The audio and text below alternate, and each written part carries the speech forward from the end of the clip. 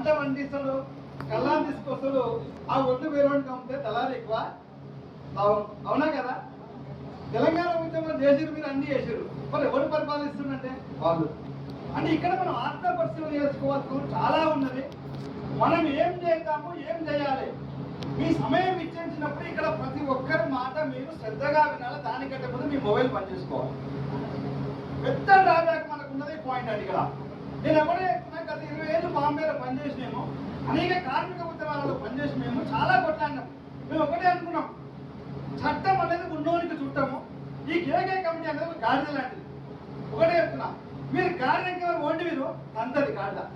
అవునా కదా? అయ్యా తక్కువ అంతది. కానీ గాడిద పోకుండా ఒక గుప్త పట్టుకోవాలి. ఏం పట్టుకోవాలి? ఆ గుప్తనే ఉద్యమం. అవునా కదా? మనం ఉన్నాము, గాడిద పడకుండా అంతది. ఒక గుప్త పట్టుకుంటే పట్ట పోతా ఉంటుంది. ఆ గుప్తనే ఒక ఉద్యమం. ఒకటి గుర్తు పెట్టుకొని ఎలా కొనసాగించాలి. డిసెంబర్ 9 తారీఖు కాంగ్రెస్ పార్టీ అనౌన్స్మెంట్ చేసింది. తర్వాత వెంటనే తీసుకుంది. మళ్ళీ ఏం చేసినాం మనము? ఉద్యమాన్ని బ్రహ్మాండంగా చేసి మొత్తం అన్ని కూడా చేసినాం. అప్పుడు తెలంగాణ ఉద్యమం వచ్చింది. మీకు కొత్తగా అయిపోతే అవసరం లేదు. ఇక్కడ ఈరోజు కేకే కమిటీ చేసినప్పుడు నామక వ్యవస్థ కమిటీ వానికి 1.5 లక్ష పనులు ఉంటాయి. అవునా కదా? నేనేం చెప్తాడు, నువ్వు కిందికెళ్ళి నువ్వు అంటుపెట్టు.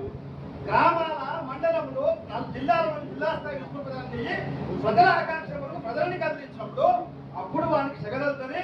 వాడప్పుడు మీ గురించి ఆలోచిస్తాడు, లేకపోతే ఆలోచించాడు. కనుక ఉద్యమకారులు ప్రతి ఒక్కరు, ప్రతి సంఘాల వాళ్ళు ఆత్మపరిశీలన చేసుకోవాల్సిన అవసరం ఉన్నది.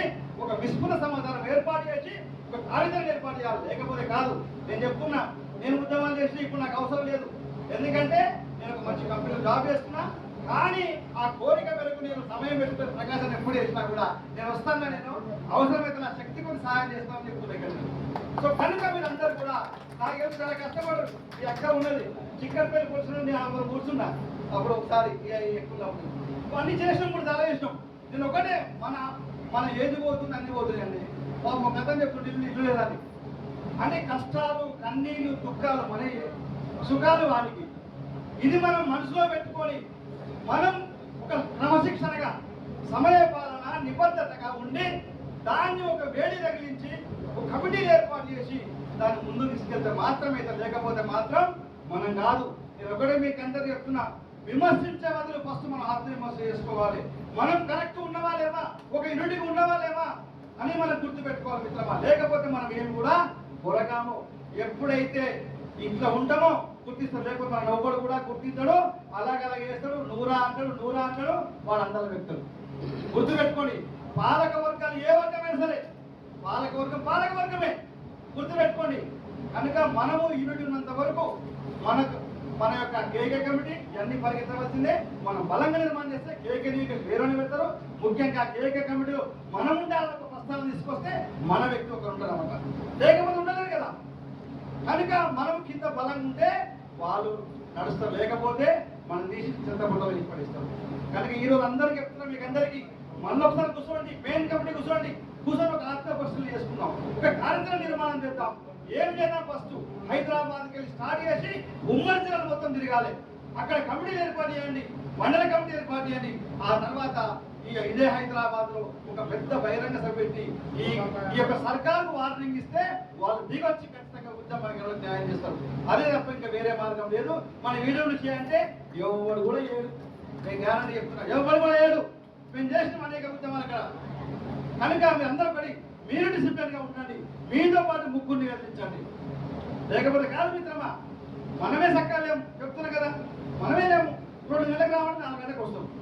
వాడు బరాబర్ టైం మెయింటైన్ చేస్తాడు. పాలకుడు వాడు బరాబర్ తోచుకుంటాడు. వాడి ప్లస్ అవుతూనే ఉంటుంది. ఈ సంవత్సరం 2 కోట్లు, 10 కోట్లు, 100 కోట్లు. ఎందుకంటే టైం వాళ్ళు కూడా ఒకవేళ పని చేస్తే పని చేయని మీకు ఎంత వస్తుంది కదా, నేను వీడియో పుట్టడం చాలండి చెప్పేసి అర్థమైందండి. కానీ ఇంకొక విషయం ఏంటంటే కేకే కమిటీ అట్లా. రెండోది నేను ఒకటే చెప్తున్నా, వీళ్ళు కనుక చేయకపోతే కాంగ్రెస్ పార్టీ అట్లా ఎట్లా అని 2.5 సంవత్సరాలు లాక్కొస్తుంది. మనోడు మధ్యలో పీకుతాడు సీఎం, అది మాత్రం గ్యారెంటీ. అవుతున్నాయి వెనకాల కథలు పోతాడు. ఉన్నా కానీ ఆయన ఇద్దామన్న ఉద్దేశం ఉంటే కూడా మన మధ్యలో కొందరు అడ్డుపడుతున్నారు, కొందరు కావాలని వాళ్ళు. సరే అది ఎవరు అడ్డుపడుతుంది ఏంటనే సంగతి మీకు కూడా తెలుసు, నేను చెప్పక్కర్లేదు, పేరు పెట్టి చెప్పక్కర్లేదు. ఈ అన్ని కాదు, ఒకటే జేఏసీ ఆఫీస్కి వెళ్ళి మనం అదే అక్కడ మా కేకే కమిటీ ఆఫీస్ దగ్గరికి వెళ్ళి అందరు బాగా వినండి, కేకే ఆఫీస్ దగ్గరికి వెళ్ళి 400 మంది కార్యకర్తలు అవసరమైతే 500 మంది ధర్నా చేద్దాం, ధర్నా చేసేద్దాం అక్కడ అంతే. లేదా ఎవరైతే ఉన్నారో కోదండరాం సార్ చెప్తున్నా డైరెక్ట్ ఆయన ఇంటి మీద ధర్నా చేద్దాం, ఆయన ఇంటి మీద పర్లేదు. ఈ 5గురు ఉంటారు కదా, 5గురు ఇంట్లో దగ్గర రోజు కలిసి ధర్నా చేద్దాం. చలో ఏం చేస్తారో చూద్దాం. ఏం లేదు మా డిమాండ్ 6-3 నెలలు కావాలి మాకు, ఇస్తారా చేస్తారా రెండే ముచ్చట. ఇయ్యాలంటే సభాముఖంగా మీరు చెప్పండి, మా వల్ల కావట్లేదు మేము ఇవ్వని చెప్పండి. మా ఉద్యమకారుల కాళ్ళని మొక్కి మమ్మల్ని క్షమించమని అడగండి మీరు. మేము దాని గురించి ఏం తీసుకుంటాం రిజల్ట్ మీరు చూద్దాం. అంతే, అంతకంటే నేను ఇంకేం చెప్పేది లేదు. మనం భయపడేది లేదు, వాళ్ళు చేసేది.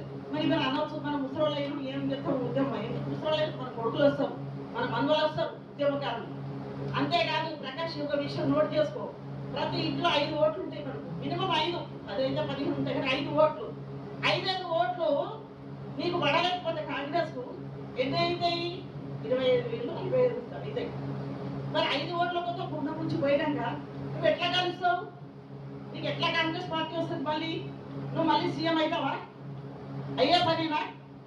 అందుకే బిడ్డ నువ్వు ఉద్యమకారుల ఆకాంక్షలను తీర్చు, ఉద్యమకారుల కోరికలు తీర్చు. సాధ్యమైనంత వరకు నీ ఎంబడి మళ్ళీ నీ ఉద్యమకారులు ఉంటారు, తెలంగాణ నీ ఎంబడి ఉంటుంది, నువ్వు మళ్ళీ సీఎం కావచ్చు, నువ్వు ఏమైనా చేసుకోవచ్చు. కళాకారులు లేని ఎక్కడ కూడా వినసొంపుగా ఉండదు, సభ సక్సెస్ కాదు. దానివల్లనే నేను